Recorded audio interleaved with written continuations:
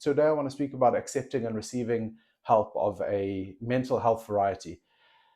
And also maybe just mention the fact that there are negative attitudes towards receiving help of this kind. Unfortunately, nobody can tell you the exact point in your life that you need help. Most of the time, you don't even know that for yourself. It's very difficult for us to pinpoint the exact moment that we need to speak to a counselor, a psychologist, or a psychiatrist.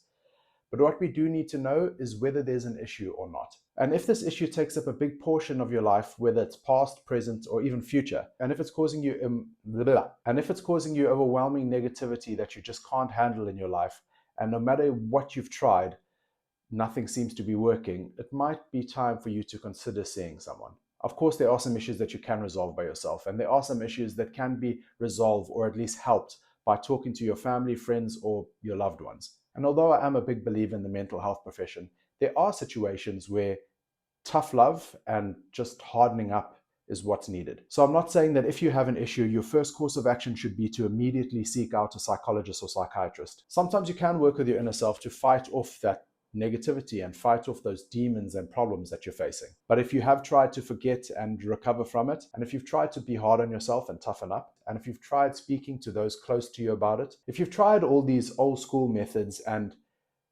none of it has resulted in any sort of progress, and you still feel yourself overwhelmed by negativity, and if the situation is still causing distress to you or the people around you, then maybe it's time. A lot of people are reluctant to accept the fact that they need help, and this is because of the taboo and because of the negative attitudes there are out there towards going to see someone. I'm not sure why in this day and age there's still a taboo, and I'm not sure why in this day and age people still feel like they can't seek help when they need it, even if they're lucky enough to have it accessible and available to them. It might be a generational thing, and it's possible that previous generations have, whether consciously or subconsciously, passed on this negative attitude. But to be honest, if we look at previous generations, it didn't exactly turn out all sunshine, rainbows, and puppies for them either. Not everyone needs psychological, mental, or emotional assistance, but some people do. When people need to change their diet or their diet plan, some people do their own research and make the changes themselves, and other people go to a dietitian. If you need a new exercise plan, again, you might do the research yourself and try to embed new routines into your life, or you might go to a personal trainer. When people are sick or unwell, some of them try to Google their symptoms and try to come to a conclusion that way, which I wouldn't recommend. But most people would go to a doctor. When people need milk for their tea or coffee, some people are lucky enough to have access to a cow. Other people, most people, go to the shop and they buy the damn milk. And of course, I'm not saying everything that I've just mentioned is of equal importance, because I'm not a complete fool. Some things are more important than others, but I won't go down that road today. My point is that if you know that something's not right and you've tried things to try and rectify that, but you still find yourself in the same situation, why would you not seek the help that you need? If, of course, it's available to you. No, man. What are you doing? That's really shit. And don't worry about what other people think, because the people that matter most will always want what's best for you. And maybe they also need help. Maybe they don't. Whichever it is, they aren't you.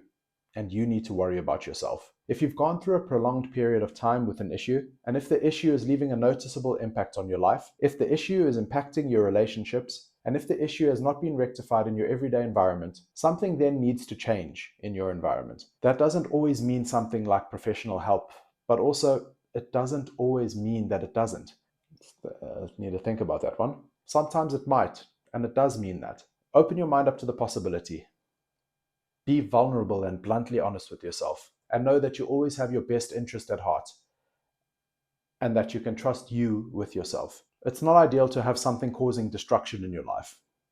You need to look after yourself and try and sort it out. Sometimes that means venturing further out of your comfort zone and trying something new. And yes, this can be stressful, but if you don't sometimes look toward something different, then the issue will stay the same.